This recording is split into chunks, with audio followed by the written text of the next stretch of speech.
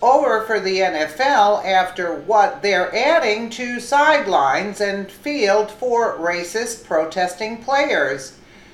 There was a time when the NFL football players did exactly what they were paid to do, and that was to throw a ball and run with it without dropping it. But now these players want to make a difference in the world, and there is no better way to do that than by becoming a social justice warrior. These woke individuals stomp around the country bringing awareness to causes that have been dealt with years before. For instance, racism in America.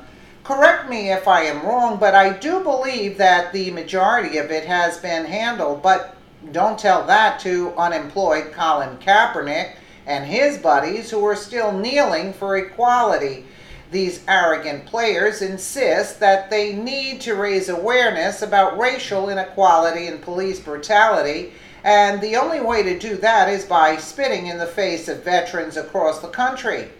This season, the protests have continued despite millions of fans boycotting, which has caused ratings to nosedive drastically.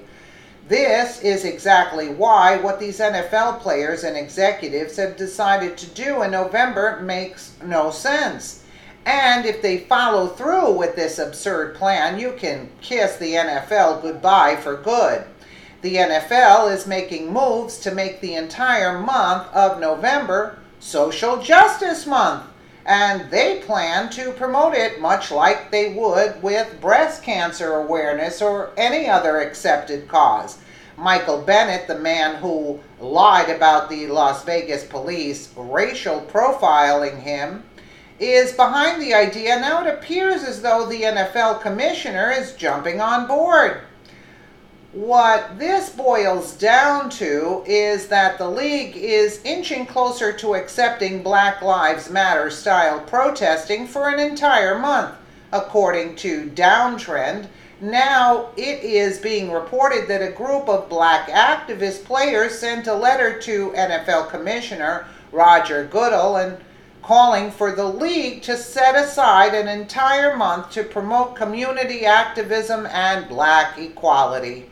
The group includes Seattle Seahawks troublemaker Michael Bennett, who recently set off a social media firestorm by accusing police of racial profiling and roughing him up when he was seen exhibiting suspicious behavior when they responded to reports of a shooting at a nightclub after the Mayweather-McGregor title bout in Vegas. The Las Vegas police have denied Bennett's claim, and the player is looking to cash in off of a civil rights lawsuit that will also serve to elevate his profile in Kaepernick's army.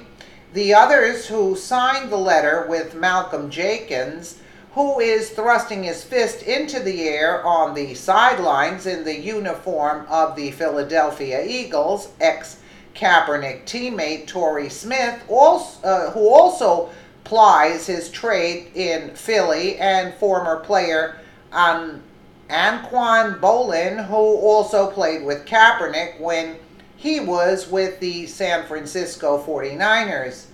NFL, NFLPA meet to discuss player social activism. There you go. The league issued the following press release this week.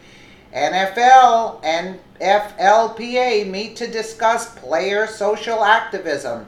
The NFL and NFL Players Association met Tuesday to discuss social activism by NFL players, the two groups announced in a joint statement.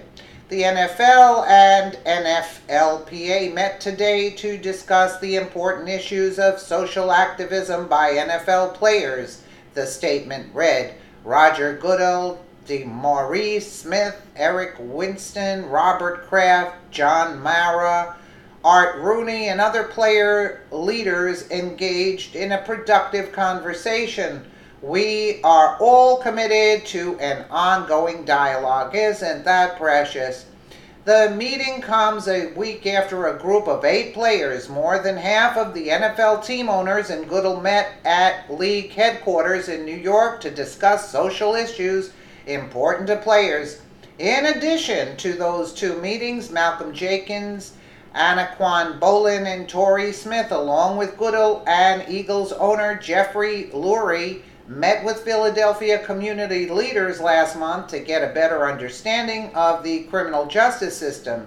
Jenkins, Bolden, and Smith invited Goodell and Lurie to join them in meeting with community leaders, which included Philadelphia Police Commissioner Richard Ross and community advocates for incarceration and bail reform.